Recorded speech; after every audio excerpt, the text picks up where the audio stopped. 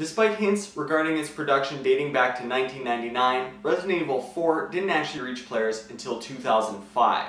Even though it went through a long and troubled development, RE4 is now better remembered for its revolutionary gameplay and standing as one of the finest video game titles ever produced.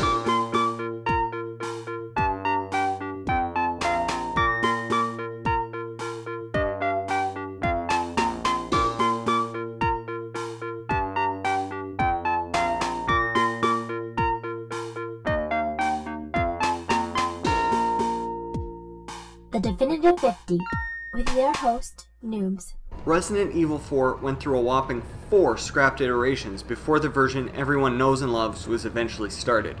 Incredibly, the first effort resulted in the game now known as Devil May Cry, while 3 more attempts that came a little closer to Resident Evil's traditional style were also dropped.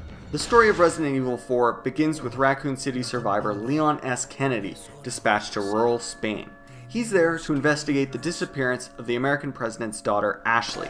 Leon discovers the local residents aren't just hostile, but maniacal, infected with a parasite that has turned them into unquestioning cattle for a local cult. As Leon's investigation unfolds, he slowly discovers the truth behind this cult, the Los Illuminados. They captured Ashley to infect her and hope to use her to take over the United States and eventually the world.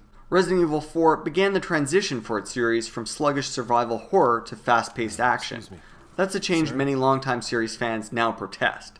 But fortunately, the game includes the best of both worlds. At times, taking the slow and cautious path to avoid attackers is preferable, even as creeping tension threatens to get the best of you.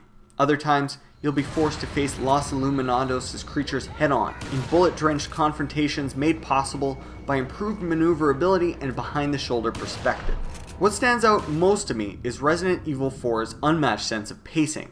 The game never seems to slow down, with each engrossing set piece or showdown managing to wholly grip the player, then leave just enough energy to push on a little further, and find out what might be next.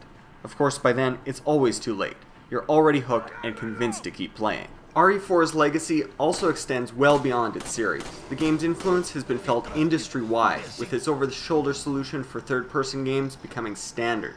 The title includes numerous tropes of modern gaming, escort missions, quick-time events, and a more linear style that focuses on action set-pieces rather than exploration. The thing is, Resident Evil 4 served to popularize much, if not all of this.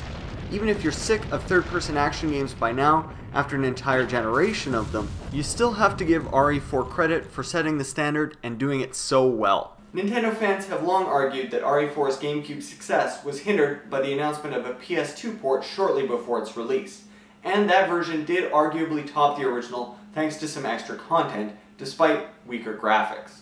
This ragged end is fitting for the last game to arrive in Capcom's series of 5 supposed exclusives, of which 1 was cancelled and 3 were ported. Let me know what you think of Resident Evil 4 and the Definitive 50 in the comments section below. Don't forget to rate and subscribe. Check back next week for entry number 2 on the Definitive 50 GameCube game.